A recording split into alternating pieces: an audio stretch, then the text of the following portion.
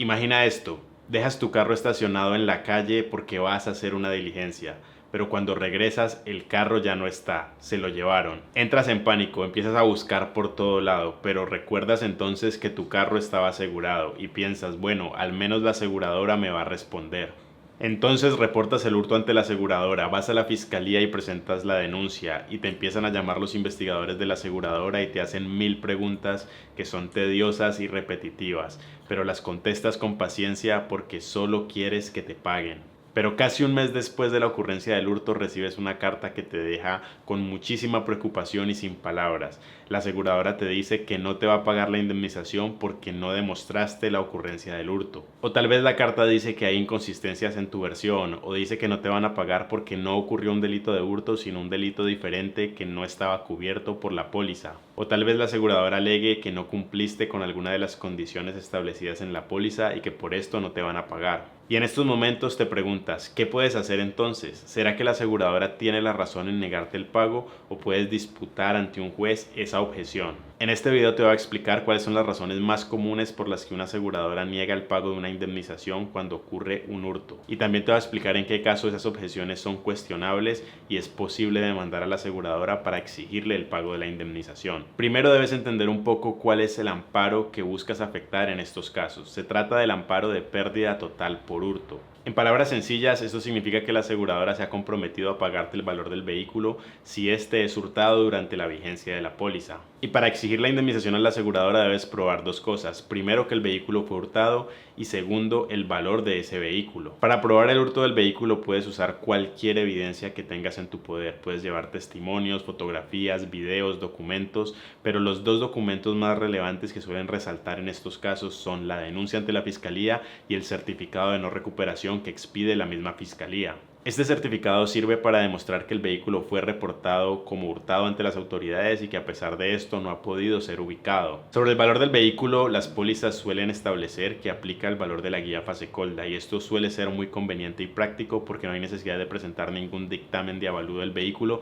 sino que solo basta con hacer referencia a la guía Fasecolda. Puede que haya disputas en algunos casos excepcionales sobre el valor del vehículo, pero en la mayoría de los casos la guía Fasecolda es bastante acertada con respecto al valor de mercado de los vehículos. Con esto claro, ahora sí hablemos de cuáles son las razones más comunes por las que se niega la indemnización en casos de hurto. La primera razón es que la aseguradora sospecha que hubo fraude en la reclamación o no considera que la versión del asegurado sea creíble. Cuando se reporta un hurto, lo normal es que la aseguradora designe a un grupo de investigadores o ajustadores para que investiguen qué fue lo que ocurrió realmente. Estas personas van al lugar de los hechos, hacen entrevistas, recolectan evidencia y tienen como objetivo determinar si el hurto realmente ocurrió o si hay sospecha de fraude. Si los investigadores de la aseguradora encuentran inconsistencias en la versión o encuentran alguna evidencia objetiva, como por ejemplo un video que contradice alguna de las declaraciones del asegurado, es probable que recomienden a la aseguradora que no pague la indemnización. Y la aseguradora en estos casos no suele declarar en la objeción expresamente que considera que hubo fraude,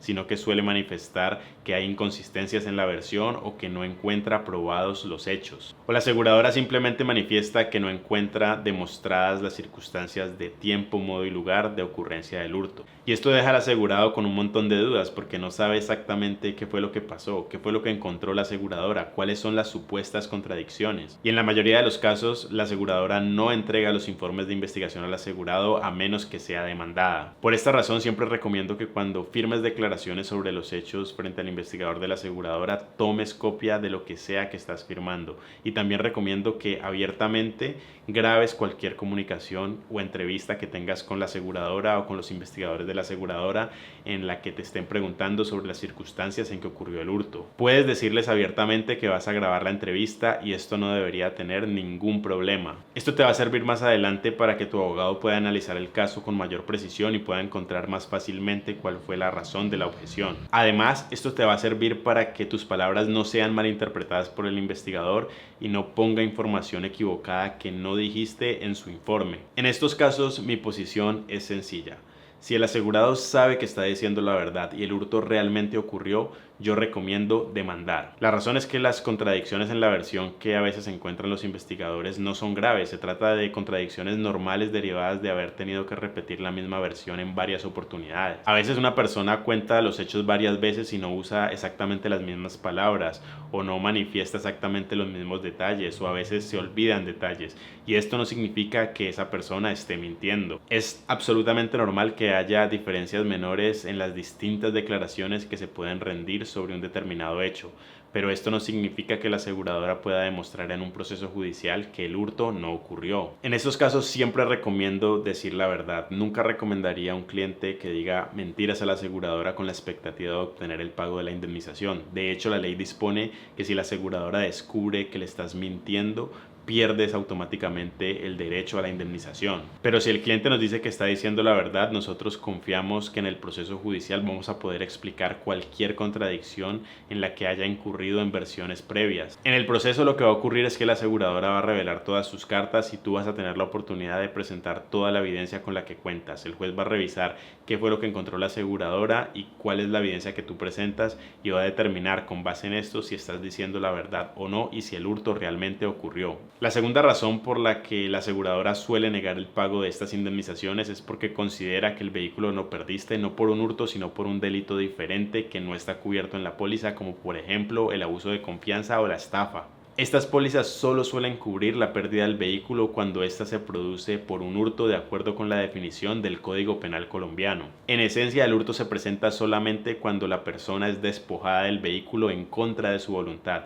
Esto ocurre, por ejemplo, cuando dejas el vehículo estacionado en la calle y alguien se lo lleva en contra de tu voluntad, o cuando alguien te amenaza con un arma y te dice que le entregues las llaves y luego, con esa intimidación, logra apoderarse del vehículo. También sería hurto si alguien toma las llaves sin tu autorización y se lleva el vehículo y nunca lo devuelve. En todos estos casos, el ladrón entra en posesión del vehículo en contra de la voluntad de su legítimo tenedor o propietario. Y esto es lo que está cubierto en las pólizas bajo el amparo de pérdida total por hurto. Pero hay situaciones diferentes. Imagina, por ejemplo, que le prestas tu carro a un viejo amigo de la infancia para que haga una diligencia, y esta persona toma el vehículo y nunca te lo devuelve, se lo apodera. En este caso, la entrega del vehículo a esta persona fue totalmente voluntaria. No hubo engaño, ni intimidación, ni se apoderó del vehículo en contra de tu voluntad. Lo entregaste, y por eso, a pesar de que se lo robó, no se configura el delito de hurto de acuerdo con la definición del Código Penal, sino que se configura otro delito llamado abuso de confianza. Y las pólizas de vehículos no suelen cubrir el delito de abuso de confianza. Por eso es tan importante que tengas mucho cuidado con la persona a la que le entregas las llaves de tu vehículo. Otro ejemplo, imagina que vas a vender tu carro y una persona te ofrece por él 100 millones de pesos. Aceptas esta oferta y esta persona te dice que te va a pagar los 100 millones de pesos con un cheque de gerencia. A cambio del cheque de gerencia le entregas el carro a esta persona y vas y consignas el cheque de gerencia en tu cuenta. Pero 2 días después el banco te llama y te dice que el cheque de gerencia es falso y por esto te has quedado sin el carro y sin la plata. En este caso, entregaste el vehículo de forma voluntaria. Es cierto que lo hiciste porque confiaste en el estafador y fuiste engañado. Sin embargo, no hubo intimidación ni tampoco el estafador se apoderó del vehículo en contra de tu voluntad. Lo relevante es que lo entregaste y por esto no se puede hablar de hurto, sino que se configuraría el delito de estafa. Y las pérdidas del vehículo o de otros bienes por estafa no suelen estar cubiertas en las pólizas. En estos casos, la defensa del asegurado suele basarse básicamente en 2 argumentos. El primero, que la aseguradora o la misma fiscalía están equivocados sobre el delito que se configuró. Hay casos específicos en los que puede ser difícil establecer si es una estafa, un hurto o un abuso de confianza. Y por esto es posible alegar que a pesar de lo que opine la aseguradora o lo que opine la fiscalía, en realidad sí se configuró un hurto cubierto por la póliza. El otro argumento sería que hay vulneración del deber de información por parte de la aseguradora porque no entregó el clausulado o no explicó debidamente las condiciones al asegurado en forma previa. Se sostiene entonces que la exclusión no es aplicable porque no fue debidamente informada por parte de la aseguradora. Sin embargo, este argumento no siempre es viable porque depende de lo que ocurrió en el momento de la expedición de la póliza y de cómo quedaron redactados el amparo y las exclusiones. La realidad es que si hubo estafa o abuso de confianza y estos riesgos estaban claramente excluidos en la póliza, lo más probable es que la objeción de la aseguradora esté debidamente fundamentada y este caso sea bastante difícil para los asegurados reclamantes. La tercera razón común de la negativa de la indemnización en estos casos es que el vehículo fue utilizado durante la vigencia de la póliza para un servicio diferente al declarado cuando se tomó la póliza. Normalmente esto ocurre cuando se ha tomado una póliza para un vehículo de servicio particular, pero el vehículo es utilizado para el transporte público de pasajeros, normalmente a través de aplicaciones como Uber, Didi, entre otras. La aseguradora sostiene que el riesgo es mucho más alto para un vehículo con el que se presta el servicio público de transporte que para un vehículo de servicio particular. Por esto la aseguradora alega que hay agravación del estado del riesgo y de acuerdo con la ley la agravación del estado del riesgo implica la terminación de la póliza. También la aseguradora suele alegar que hay una exclusión específica en la póliza que dice que no se cubrirá ningún riesgo cuando el vehículo sea utilizado para el servicio público de transporte. Estos casos suelen ser complicados. Si la póliza es muy clara en excluir los riesgos derivados del uso del vehículo para el servicio público de transporte y la aseguradora logra demostrar que el vehículo estaba siendo usado para esto, lo más probable es que la objeción esté debidamente fundamentada y que sea difícil de cuestionar. Pero también hay defensas posibles. Por ejemplo, en algunos casos el vehículo no ha sido utilizado para el servicio público de transporte durante la vigencia de la póliza, sino que se usó para esto antes del inicio de la vigencia. En estos casos, si el uso del vehículo para el servicio público de transporte fue antes del inicio de la vigencia, no se podrá afectar entonces la póliza y por lo tanto la aseguradora deberá pagar. También es posible alegar que la exclusión establecida en la póliza debe interpretarse en el sentido de que solo se excluyeron aquellos hurtos que se causaron justamente en el momento en el que se está utilizando el vehículo para prestar el servicio público de transporte. La viabilidad de estas defensas para el asegurado dependerá en gran medida de cómo quedó redactada la póliza, cómo se definió el amparo y cómo se definieron las exclusiones, y también de si la aseguradora cumplió con sus deberes de información con respecto al consumidor financiero cuando se expidió la póliza. La cuarta razón común de negativa del pago de la indemnización es el incumplimiento por parte del asegurado de alguna garantía o de alguna obligación que se estableció en la póliza que debía cumplir con respecto a la seguridad de los bienes asegurados. Ocurre que a veces las aseguradoras exigen que el asegurado cumpla con determinadas medidas de seguridad para poder asegurar determinado bien.